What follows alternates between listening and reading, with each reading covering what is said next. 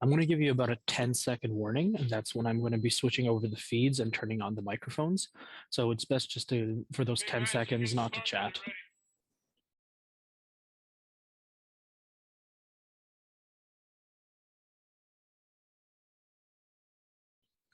Okay, and 10-second warning.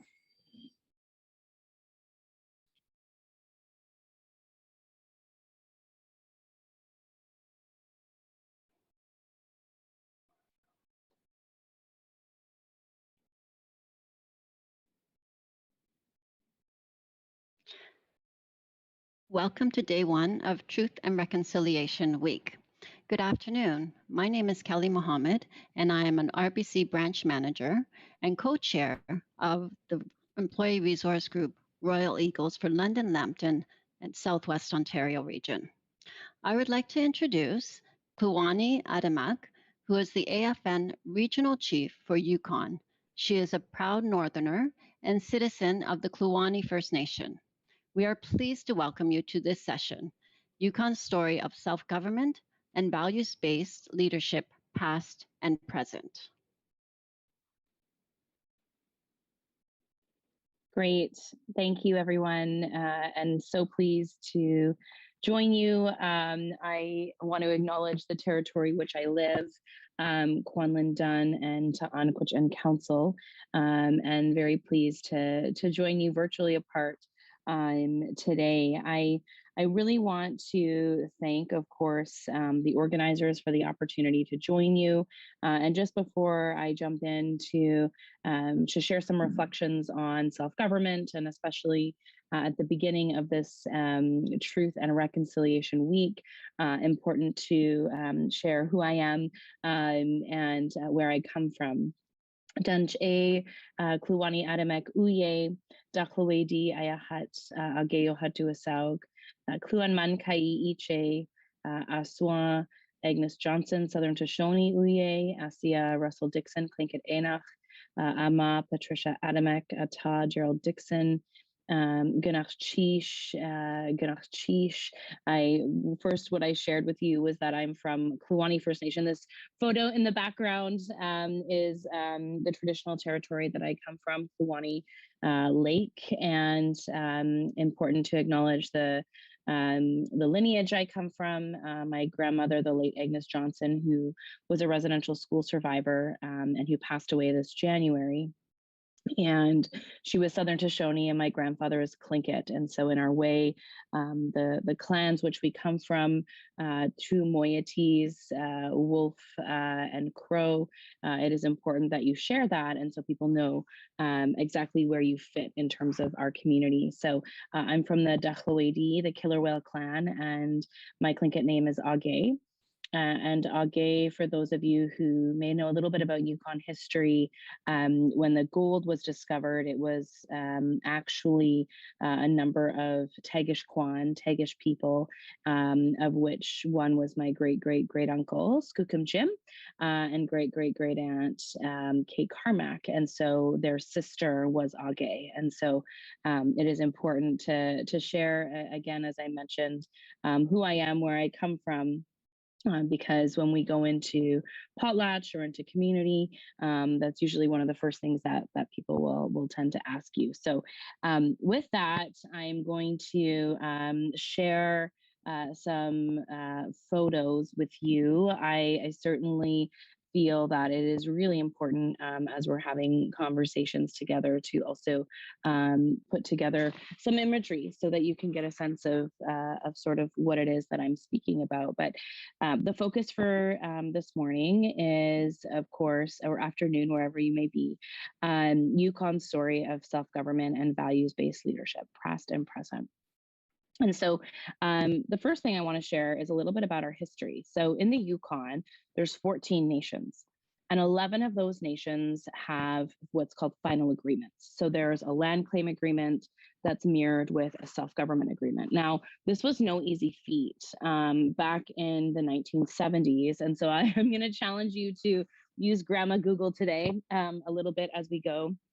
But in the 1970s, a group of our leaders went to Ottawa and the position of our region was very much, we're not here for a handout, we're here for what's rightfully ours. And so this manifesto that was put together, I call it a manifesto, but it was certainly a vision. And so you can Google that, together today for our children tomorrow, was the vision that our leaders had come up with together. And again, that being grounded in values, in who we are, in our culture, and certainly did outline a vision for each community, and at that time what people wanted to see. And it's a beautiful read. I really encourage you to take some time, and I will post, or have my colleagues maybe post in the chat a link for Together Today for Our Children Tomorrow. But again, that really was sort of the moment where our leaders went to Ottawa and met with them, with then Prime Minister Pierre Elliott Trudeau, to say, look, like, we have a vision and a plan, and we need partners. We're not here to ask permission. We're here to let you know what it is that that we see, and the path that we see our people wanting to take. So that led to negotiations of what's called the Umbrella Final Agreement, which is an agreement that has 28 chapters. So all of those 11 nations that have a modern treaty in the Yukon have the same 28 chapters. So essentially they agreed on those same 28 chapters through a process. And then of course, each nation has differences with respect to the name, their self-government agreement, which mirrors that. So the land claim agreement, modern treaty, and then the self-government agreement. And the self-government agreement provides for, of course, those legislative powers. So what people might not know about Yukon First Nations is that where there may be a territorial law that exists, Yukon First Nations can develop their own law. And so then our law would supersede territorial law in our territory. So for example, that would include things like administration of justice. So processes for what isn't determined as, criminal cases, but other, legal infractions that may go through a different process. That also includes education. So the ability to fully draw down, again, when I say draw down, I mean take a program that's offered or legislation that's been developed territorially and then make our own. You see First Nations in the Yukon with their own Lands Acts, their own Laws of the People Act, their own Languages Act. So it's a very different, I would say, landscape with respect to the way that we look at self-determination. And the last thing I'll share that I think is very, very different, that those listening may not perhaps have had experience working in and for directly is the citizenship. And so citizenship, as we know across the country when it comes to First Nations, is very much determined by the Indian Act. And some nations have gone beyond and been able to sort of look at different ways, different codes, or band council resolutions, for example. In the Yukon, with those 11 nations, that is certainly not the reality. The citizenship is determined by the nation. And so regardless of status, the nation determines who its members are. So for example, there are many nations in the Yukon that have members who are not status Indians. And from a Yukon First Nation perspective, that is because it isn't the federal government who determines who our people are. And so, I often share the reflection that I am a status Indian, but wasn't always, as concerned, I think, as a lot of other friends who are First Nation and status, and maybe from different parts of the country, about who I may choose to have children with, because my children will always be Kluane First Nation, and their children will be Kluane First Nation. So I think that's where we get into a really different reality, because of course we know the federal government and Indian Act bans, right? It is very much about status. And so in the Yukon, we've moved beyond the Indian Act. And so I think it is important to share that there are, as you see, there's 14 First Nations and 11 self-governing agreements. There are 3 nations who chose to not pursue this path. And I think that's a really important reflection to share, is that those nations, for many different reasons, chose to not sign the Umbrella Final Agreement.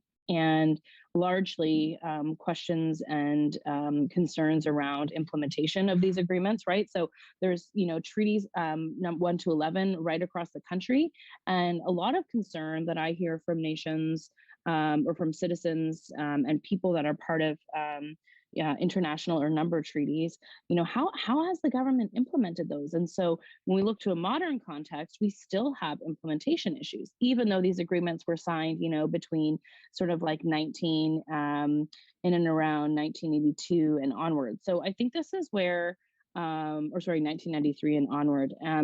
I think this is where it's really, really important that, those nations that we ensure, and this is the role and responsibility of our regional office, is to ensure that all First Nations are supported and that their interests are, of course, always at the forefront. And so when we talk about our self-government agreements, right, those 11, we do know that there's ongoing conversations with many nations across the country about looking at developing additional agreements, and those agreements being forged by and for the people. And so that's what I think is really important is, we've always had inherent rights. And so it is really, really important that nations determine how they see those rights being honored and respected, and of course, agreements being honored and respected and implemented. And so that's a bit of a, I would say, Coles Notes version. We could probably spend our whole time talking specifically about the agreements, but I do encourage you to take a look at Together Today for Our Children Tomorrow, because there's certainly a lot of really, really, I would say just some incredible, visionary perspectives from, 1973 that are still so real for today.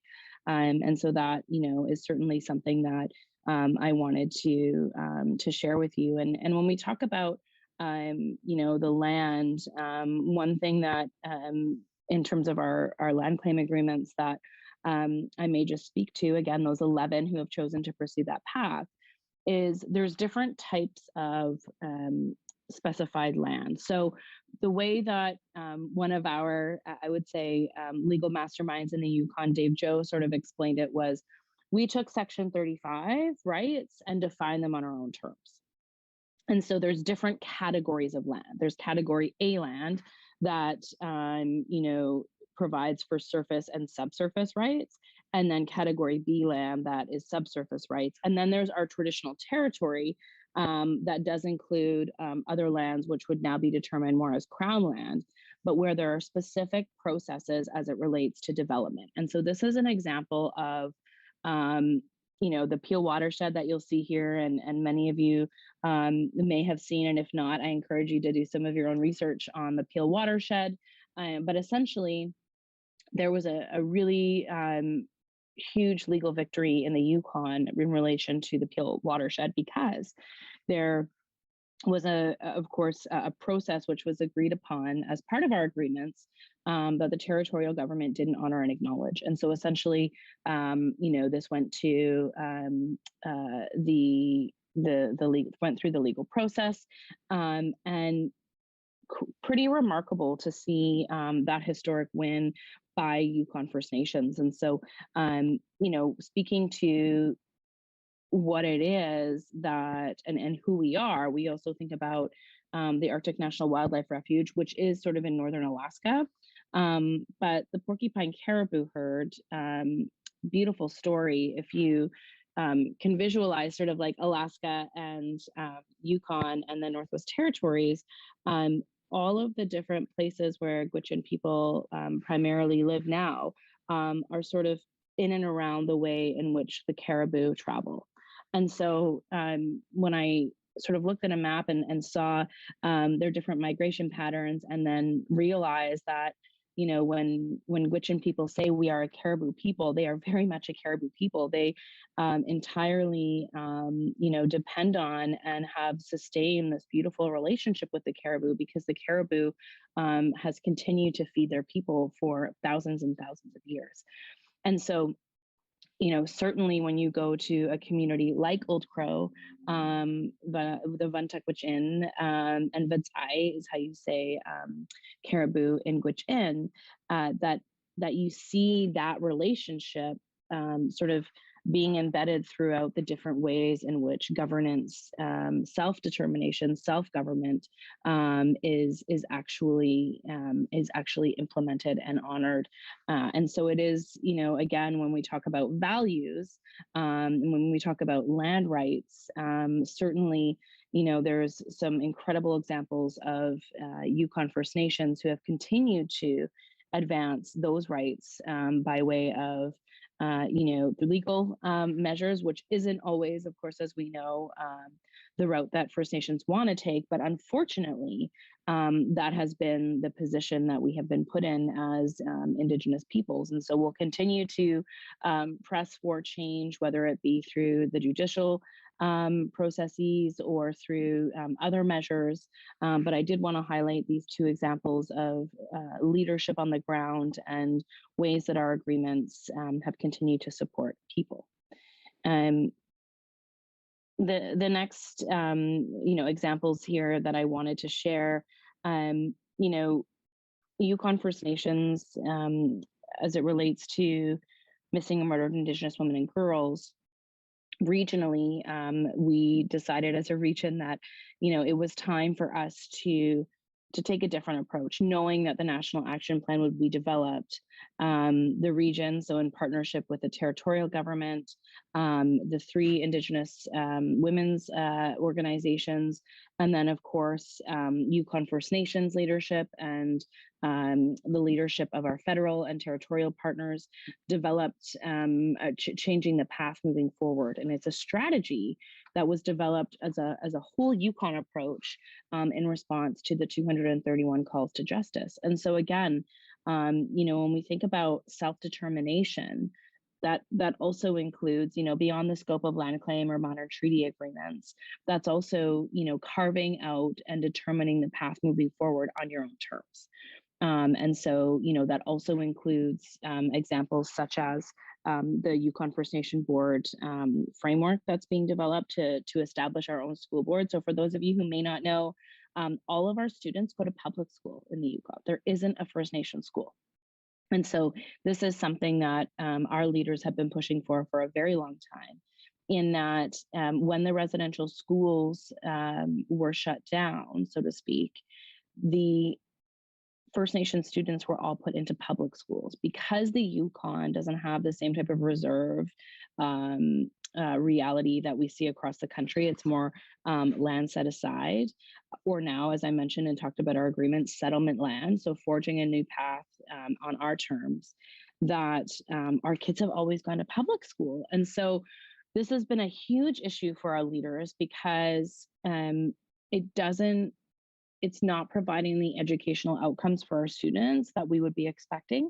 And so there is a new path as it relates to advancing self-determination on our terms, and looking to build and create a system, an educational experience, I should say, for First Nation students that makes sense for them. And so, that is another example of how, Yukon First Nations continue to lead. We've developed a climate fellowship, www.yfnclimate.ca. And that fellowship was created for and by First Nations. So territorial government put out its climate plan, the federal government put out its climate plan, and Yukon First Nation said, wait a minute, there's some things that are very positive here, but there's a lot missing. And so we're going to create our own. And so this group, this photo of sort of in the middle highlights a few of our climate fellows that are embarking on creating a new path forward as it relates to climate action, and then really focused on reconnection. And so those are some of the examples that I wanted to share, in that, this has been, I would say the Yukon has a story of a Yukon that leads, that we advance solutions on our terms. And it's not about asking for permission, but rather it's about forging the path forward based on who we are. And so, as we come to sort of some closing reflections before we go into questions and discussion, this photo that you'll see is a number of leaders. This was taken a little while ago when I first began my term as regional chief, and it was so it's been so moving to see our region advance in ways that are entirely grounded in who we are. And, you know, that also includes incorporating some of the traditional protocols into the ways that we make decisions. And so when I sort of started off the beginning of my presentation and shared with you the clan I'm from, for example, there are nations of which you see a number of leaders in the photograph who that is the way in which their governance functions. It is entirely based on clan. So the clan has representatives that attend and make decisions, and all the decisions essentially will go back to the clan for discussion. And when I mean clan, I mean, you know, the clan I talked about being from the Kluane clan. There's many other clans, and so this is where it really is. I think the Yukon story is a story of innovation, is a story of leadership, is a story of leading from a place of values. So again, we will partner with territorial, with federal, with the business community, but certainly it needs to be done in a way that is respectful and that honors who we are. And so for those who have had a chance to go to the Yukon, you'll see physically a lot of examples of that in terms of partnerships with buildings. You'll see a lot of, you know, ownership of different, you know, downtown locations and properties that are owned by Yukon First Nation Development Corporations. So the Yukon, you know, has a beautiful story and one that isn't always easy. You know, it's this week especially, it's very hard. There were schools, a residential school, Chutla, as well as a school up in Dawson, St. Mary's. And if for those Yukoners, I might have got that incorrectly. I can't remember if it's St. Mary's or another one of the saints, but I do, you know, feel that despite it all, and you know, a number of leaders who we know have gone through that experience themselves, or more recently through the child welfare system, that you know there's still a whole lot of incredible work and innovation that's been done. And so the more that we can support nations to advance their path forward on their terms, the more that we're going to see sort of that healing and that important work continue. And so really it is about the responsibilities that we have to and for the land, the water, and the animals, but also as peoples who have had for thousands and thousands of years our own ways of governing and taking care of each other and taking care and being caretakers of the land. And so I think with that, I'll take a pause, and I look forward to questions and to sort of some more dialogue and conversation as we move through the rest of our time together.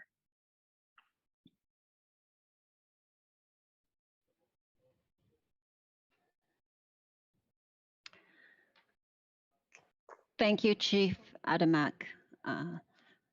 Thank you for your powerful words. Thank you for sharing all that very strong information with us. So we will open it up for some questions now. If there's any students who would like to ask Chief Adamek some questions, please share some with us.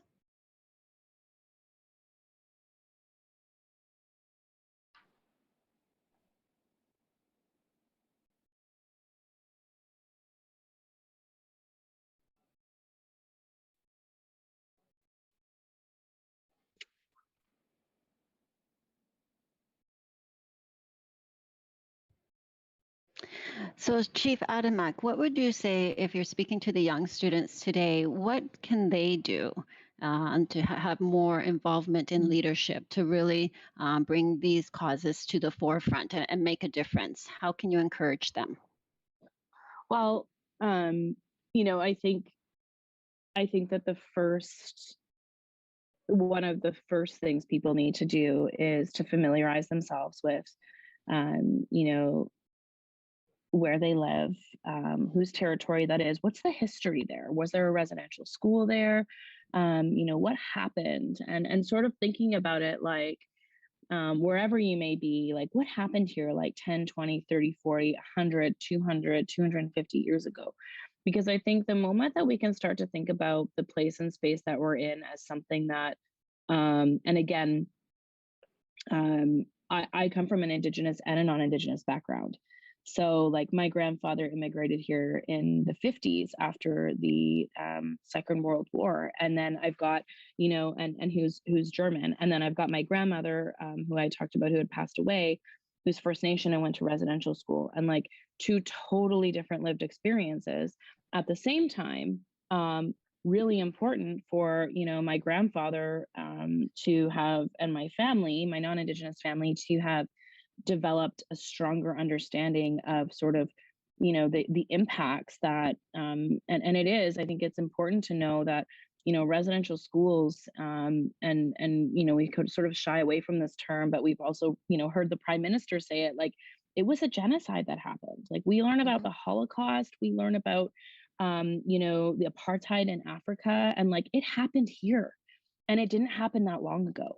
So, like I said, like my grandmother went to residential school. So this is where I think it is, and I've seen a lot, and I have a lot of friends who feel like, well, I just feel bad and I feel guilty. Like I didn't do it. Why should I feel bad? And it's like, well, no, you didn't do it. But what are you going to do to make sure it never happens again? And so that requires you to be have courage and to be willing to look at our country a lot differently. Like beyond the like celebration of Canada, and when people travel, they have a Canada flag on their backpack, and like everyone, generally speaking, Canada is known as this very like, embracing and welcoming nation. Well, Canada has a dark history that was hidden specifically because it didn't want to be shared. They didn't want to share that history. But now we have a responsibility as all Canadians, Indigenous Canadians and non-Indigenous Canadians, and especially non-Indigenous Canadians, to take that time to learn it, because it's a history that we as Indigenous people shouldn't have to feel the burden of. And I understand that it feels uncomfortable. At the same time, you got to think about and have some empathy for those who have been carrying that those dark chapters on their own for a really long time. So yes, familiarize yourself with the TRC calls to justice or the TRC calls to action, the calls to justice. Read Together Today for Our Children Tomorrow. It's beautiful. And take the time to learn about where you live and what was really the history there. Very powerful words. Thank you. So we do have a question here. So what are you envisioning for the First Nation education in the Yukon?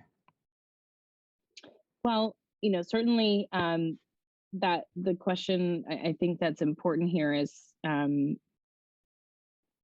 what does education need to look like? And I certainly have my own reflections and opinions, but I'm very mindful that it is the leadership, the chiefs, right, that make that determination through the guidance of their advisors and so on. I would love to see First Nations being able to go to school, go to learn, I should say, not necessarily a school.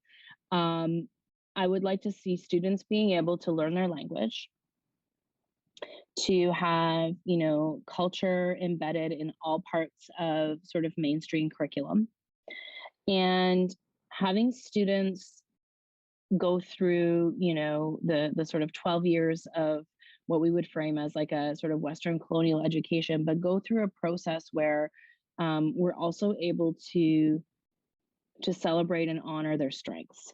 And I think that's where, and I think this could be said for all students. There's a lot of inconsistencies in the public education system. And so how do we reassess based in the times we're in, and moving into more of a, I would say, technological world, but balance that from an Indigenous perspective with culture. And making sure that there's elders in the schools and that students have the supports that they need. Okay.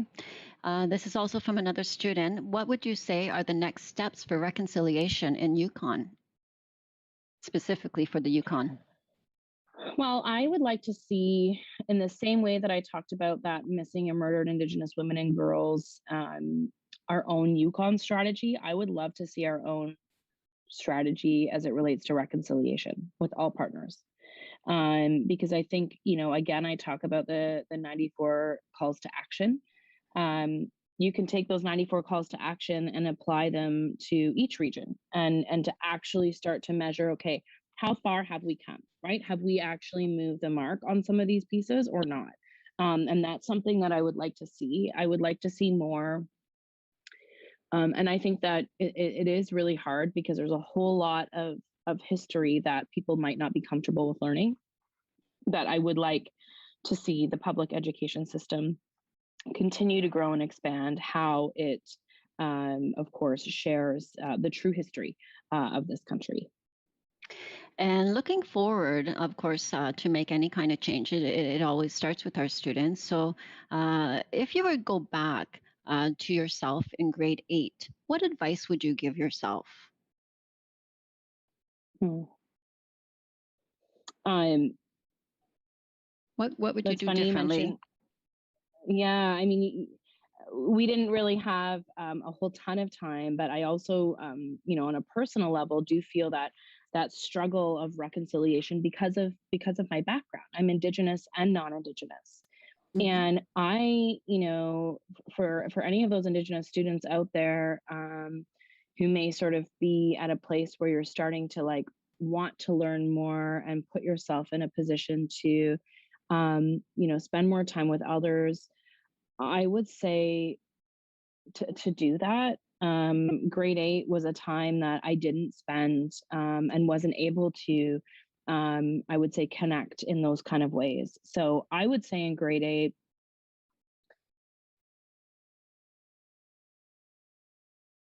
I would probably tell myself that there's a hard way or a harder way. And the harder way is to not dive into what feels hard, and tough. The harder way will be if you don't dive into what feels hard and tough, then it's just going to be harder later on. Very good advice. And what is the biggest challenge in your community? And what is the biggest advantage or asset to your community? Um, well, I would say, we're still dealing with, and I know this is heavy, but I am, I would say, Hmm. one that wants to have heavy and hard conversations because that's the way we're going to move. There's been a lot of overdoses, and a lot of suicide, and it's been really hard. A lot of young men in my own community, that have passed away far too soon.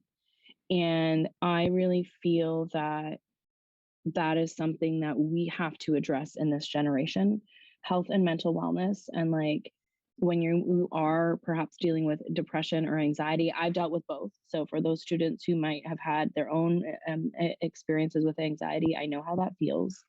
um, I've not experienced what, I would say in terms of addictions, what some of my brothers and sisters at home have. And so I don't know how that feels. And so I think it's, we need to be empathetic as we're dealing with these very hard situations like overdoses and suicide. Hmm. At the same time, what is our biggest strength? I think it's our culture and our language. Like the more that people feel connected with who they are and where they come from, and that sense of pride and courage, we've seen there's data to show it, but our elders also talk about it. That's where we're going to see that real change. And so that's where it requires us to think differently in terms of how we look at, school or education. It requires us to be approaching things very differently, and to ensure that culture and language, are sort of, and children, are at the center of everything we do. Yes, so ties to the community is very, very important.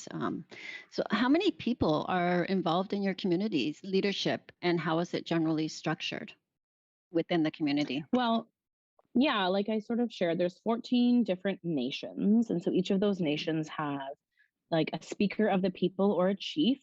And so, um, most all of those are through an elected process. So the citizens will elect their chief, and or their council. But one nation actually is a very different nation where I talked about that traditional governance structure. So they have 5 clans. And so those clans each determine who their clan representative is. So there's 5. And then it was the clans that also determined their Nashada Hene, their speaker of the people. So it wasn't so much about voting, right, as we might look at sort of the democratic institutions that exist, across the country, federally, territorially, municipally. But at the same time, that nation actually just made a really big step to say, look, that means if you're not part of your clan structure, that you may not have a voice for who is representing you. And so they've moved to an elected process for their Nashada Hene, their chief, but the clan representatives are still determined by the clan. Then you have other nations that have, and maybe just a closing reflection on that. My nation has an actual elected youth counselor. So somebody between the age of 18 to 25 that will be elected to be the voice for the youth. And there's the same for an elder. And then we have a chief and 2 other council members.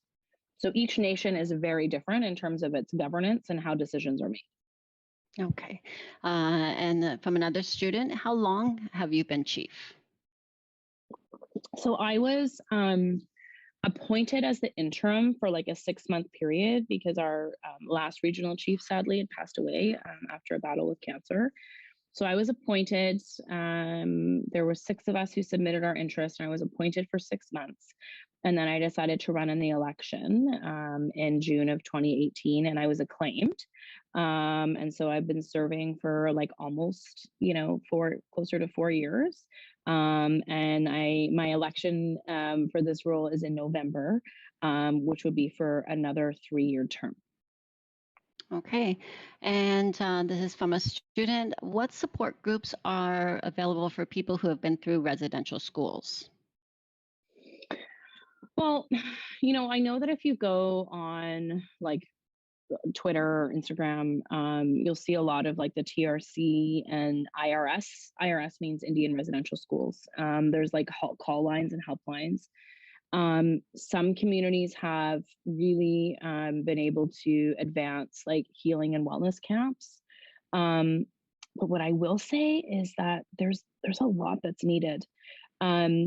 You can spend some time researching the Aboriginal Healing Foundation. That was a healing foundation that came out of sort of after the apology was made, and there was I think $300 million that was put towards healing initiatives post-residential school for survivors, except it stopped. It sunsetted. That whole initiative sunsetted. And so I've sort of always been of the mind, like, especially now, we need like an Aboriginal Healing Foundation version 2.0 to really support. So each nation will have different ways, but I do think there requires like a robust commitment from this federal government to, and the churches. I want to make that very clear, that it's actually, the Catholic Church has outstanding funds that are owed to Indigenous or to residential school survivors.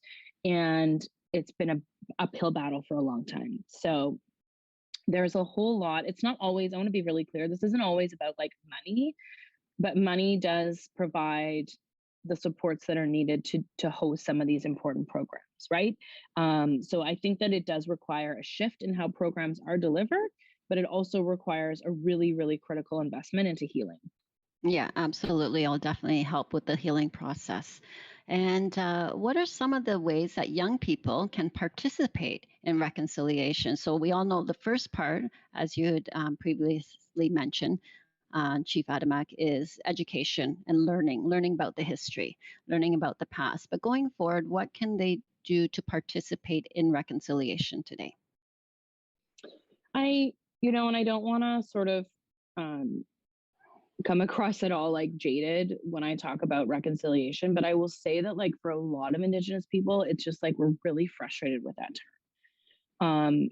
Because people will say it in passing, like, oh, this is reconciliation. And I'm like, what? Like, no, I think we need to be really careful with that term. And this is where I would say to the students who are listening, I will say rather, the frame of it, I think, needs to be, let's get to truth before reconciliation. And I really feel like we're at a time in this country where we're still getting to truth. So how can you participate?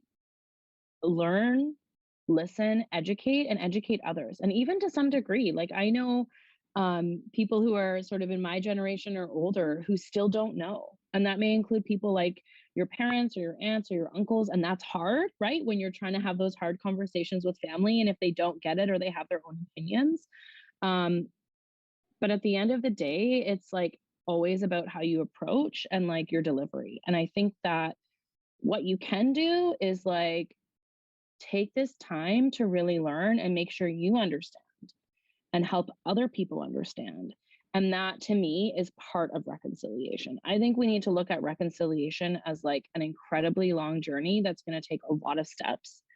But I would say, this Thursday, I'm thinking you may have a holiday. I don't know. Each region's a bit Yeah. different. That's a problem, right? In itself, like everyone should have just acknowledged that this needs to be a national day, but like just take some time to think about it and to have that empathy. Like what if that were me? What if that were my family? How would I feel? It's hard to go through that, but I think we've got to do that as Canadians. And so what I will say to the students is you're pushing towards reconciliation when you're finding the truth. And so keep finding the truth and keep learning.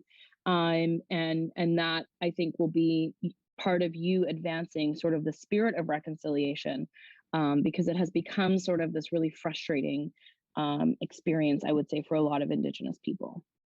Okay. And then just one more question for you, Chief Adamek. Why did you not get an opportunity to learn about your community in grade 8? Well, this is my story, and we didn't go totally into like my personal story. But like I said, I have, an Indigenous parent and a non-Indigenous parent. And um, the early part of my years I grew up, my mom was a single mom, and I grew up with my non-Indigenous mom. And I had so many questions all the time about like my name, right? My name's Kluane, but I did spend a lot of time myself in Ontario as a young child going to school, and I was in French immersion. So I'm kind of this like oxymoron sometimes, I feel like, because I've got this history that is a very blended history, of all the things, as we're talking about truth and reconciliation. And so when I was in grade 8, I was in French immersion. I wasn't connected to so much my own community. So I'm not the kid that grew up skinning muskrats or going fishing with my grandma. That's not my story. That's some of my cousin's story. My story is one of moving back to the Yukon as a young teenager when I was in grade 9 and reconnecting with my family. And so in grade 8, all we learned about was like Jacques Cartier and like the spice trade. Like that was what we learned in school about Indigenous people. And I would come home and tell my mom, and she would be like, "Oh," but as a non-Indigenous person herself, who was a strong ally of Indigenous people, did her very best to tell me what she could. But that was something I needed to learn, from my dad and my grandmother. And I did. Again, at like 14, we moved back to the Yukon, and I sort of had my high school experience there, and have lived there as an adult for many years. So I'm 35 now. But I can think back to grade 8 and always feeling um, this sort of uncomfortable rub, because my grandparents also had a century farm that had been in our family for a long time. But I was like the Indigenous, kid that was visibly, compared to a lot of my friends, an Indigenous kid. And, people were always sort of like wanting to know more. So I have, I'm not, I'll maybe pause there. I do have a very perhaps different story than many, in that I didn't grow up, with all of the teachings that I would have loved to.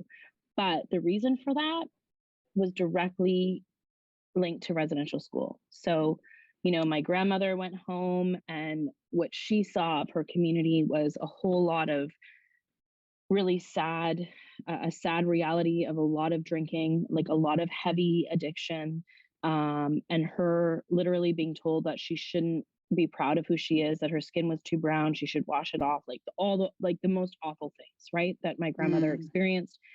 She was Mhm. given a number, 26. So she went home to be like, this is it. And so then she didn't learn how to be a parent because she went to residential school. So my dad didn't learn how to be a parent. So it wasn't until my dad was older that he was able to really be able to show up for me in a way that was like healthy and safe.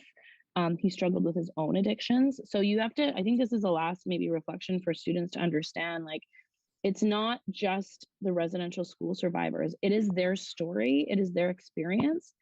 And so with that comes their children and their grandchildren, where what they learned and experienced there is then rippled into the next generation and the next generation. And so I think that that's the most important thing here, is that when we say intergenerational survivor, it's people like me who didn't grow up necessarily connected to their community in a way that they would have loved to, or have what would have been most appropriate for them because of the impacts of residential school. So I'm happy that we sort of took a deep dive, and that I was able to share a bit of my very personal journey, because I think it's very relative to what it is we're talking about. And there's so many people like me, that, you know, for for many different reasons, didn't grow up as connected to community as they would have liked to, but have had this sort of journey of reconnection as like young adults. Well, thank you so much, Chief Adamek, for sharing your journey with us. It was an inspirational story, and I know the students really benefited from hearing your truths and your story. So thank you very much.